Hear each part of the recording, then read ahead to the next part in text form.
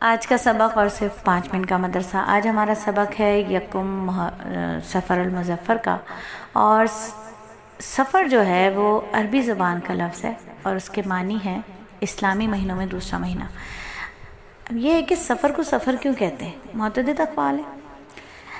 اس لیے کہتے ہیں کہ یہ صفر سے ماخوذ ہے جس کا معنی خالی ہوتا تھا۔ اگر ہم پرانی خواتین اگر کوئی آپ کے ارد گرد موجود ہوں، یعنی جو 70-80 سال کی عمر رکھتی ہوں یا اس سے زیادہ عمر رکھتی ہوں، تو جب آپ ان سے اسلامی مہینوں کے نام پوچھیں گے نا تو وہ کہیں گے محرم خالی، ربیع الاول بارافات، ایسے مدار خواجہ اس طرح کے نام لیں گی۔ تو یعنی خالی، اس کو خالی کہتے تھے زمانے جاہلیت میں، کیونکہ ماہ محرم میں قتال کرنا حرام تھا، اس لیے ماہ سفر میں لوگ قتال کے لیے نکل جاتے تھے اور ان کے گھر خالی پڑے ہوتے تھے، اس لیے اس محرم کا اس مہینے کا نام سفر رکھ دیا۔ اور سفر زردی، ٹھیک ہے، اور چونکہ جب لوگ اس مہینے کا نام مقرر کرنے لگے تو اتفاق سے پتجھڑ کا موسم تھا، درخت کے پتے پیلے پڑ جاتے ہیں، اس لیے ماہ محرم کا نام سفر رکھ دیا، سفر رکھ دیا، جو پڑھ کے سفر ہو گیا۔ تو سفر، ماہ سفر۔ اچھا، یہاں ایک بات اور بتائیں آج کے سبق میں ہم آپ کو، کہ کچھ لوگ جو ہے نا وہ اس مہینے کو بڑا منحوس سمجھتے ہیں۔ وہ کہتے ہیں کہ آسمان سے بلائیں، آفتیں نازل ہونے والا مہینہ ہے اور اس مہینے میں خوشی کی چیزیں نہیں کرنی ہیں، شادی بیاہ نہیں کرنے ہیں، تقریبات منحوس سمجھتے ہیں ایسے مہینے۔ تو یاد رکھیے، اسلامی اعتبار سے مہینہ کوئی بھی نحوست سے وابستہ نہیں ہوتا۔ کوئی وقت، کوئی دن، کوئی مہینہ، کوئی ہنسا نحوست والا نہیں ہے۔ اور خاص طور پر احادیث مبارکہ میں اس مہینے کے ساتھ جو نحوست وابستہ کرتے ہیں نا لوگ، اس کی سختی سے تردید آئی ہے۔ اس لیے سفر کو، ماہ سفر کو سفر المظفر یا سفر الخیر کہا جاتا ہے۔ اس کو منحوس سمجھنا، اس کو شر اور آفت والا مہینہ سمجھنا بالکل جہالت ہے، اور جہالت پر نہ ڈٹیں۔ یہ مہینہ کامیابی اور کامرانی اور خیر و بھلائی کا مہینہ ہے۔ سفر اہل عرب جو تھے ان کے وہ اہل عرب کا گمان تھا کہ وہ سانپ جو انسان کے پیٹ میں ہوتا ہے، بھوک کی حالت میں انسان کو ڈستا اور کاٹتا ہے، یہ تو آج کی سائنس بھی کہتی ہے وہ سانپ نہیں ہوتا، وہ کچھ خلیات ہوتے ہیں۔ تو بھوک کی حالت میں جو تکلیف ہوتی ہے وہ اسی کے ڈسنے سے ہوتی ہے، ٹھیک ہے۔ تو اہل عرب کا، پرانے اہل عرب کا یہ نظریہ بھی تھا کہ وہ جو پیٹ کا جانور ہے جو بھوک کی حالت میں بھڑکتا ہے، جوش مارتا ہے، تو وہ بھی سفر ہے۔ ابتدائی 13 دن کو بھی بہت سارے لوگ جو ہے نا وہ 13 تیزی کہلاتے ہیں۔ 13 تیزی، اللہ استغفر اللہ، کیسے کیسے نام رکھ دیتے نا۔ خاص طور پہ خواتین جو تھی نا پرانی، وہ اس کا نام ہی مہینے کا نام 13 تیزی کا مہینہ کہتی تھی۔ تیزی کا مہینہ سمجھ لیا، پتہ نہیں کیوں سمجھ لیا انہوں نے۔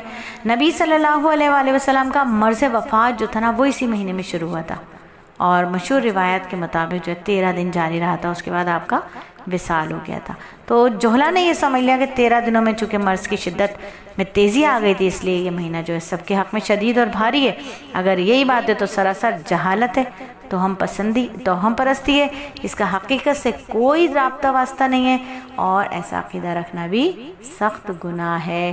بعض لوگ کہتے ہیں اس مہینے میں جنات کا نزول ہوتا ہے، لنگڑے اور لولے جنات آسمان سے اترتے ہیں، ٹھیک ہے۔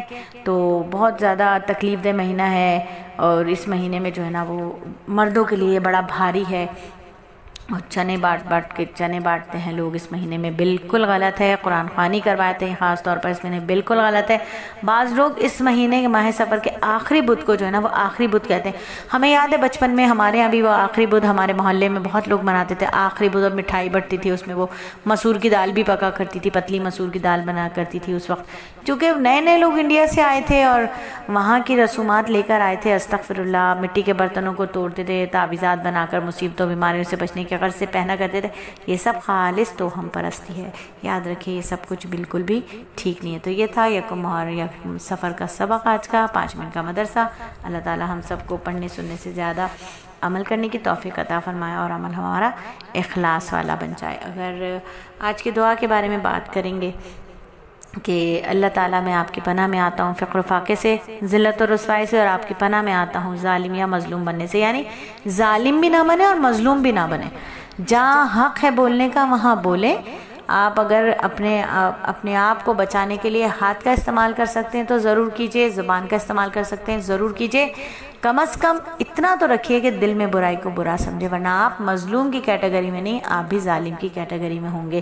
پھر آج کی حدیث یہ ہے کہ میرے نبی نے فرمایا، اللہ تعالیٰ فرماتا ہے عظمت و بزرگی میری چادر ہے، ٹھیک ہے، عظمت اور بزرگی میری چادر ہے، جو آدمی میری اس چادر کو چھیننا چاہے تو اس کو میں ہلاک کر دوں گا۔ کہیں تکبر بھی آتا ہے، تکبر میری چادر ہے۔ اللہ تعالیٰ سب سے بڑے نا، تو اللہ تعالیٰ کے اوپر تو جچتا ہے نا، لیکن انسان کے اوپر نہیں جچتا۔ تو اللہ تعالیٰ کی اس چادر کو جو بھی چھینے گا اللہ تعالیٰ اس کو ہلاک کر دیں گے۔ نماز کی سنتیں آج کے سبق میں ہم آپ کو بتا چکے ہیں۔ سب سے پہلے ہم نے تکبیر تحریمہ کی سنتیں آج سمجھی ہیں، فتوے کے حساب سے بھی اور تقوی کے حساب سے بھی، امید ہے آپ کو سمجھ آئی ہوں گی۔ تو یہ سنت میں ایک تھا کہ قرآن مجید کو سنت کے موافق پڑھنا۔ تو یاد رکھیے کہ نماز فجر اور ظہر میں طوال مفصل ہے، یعنی سورہ حجرات سے سورہ بروج تک کی جو بھی صورتیں آپ کو یاد ہے وہ آپ پڑھ سکتے ہیں۔ عصر سے اور عشاء میں اوسط مفصل ہے، یعنی سورہ بروج سے سورہ لم یکن الذین تک جہاں تک آپ پڑھ سکیں پڑھیں، اور نماز مغرب میں قصار مفصل یعنی لم یکن سے سورہ ناس تک پڑھنا مسنون ہے۔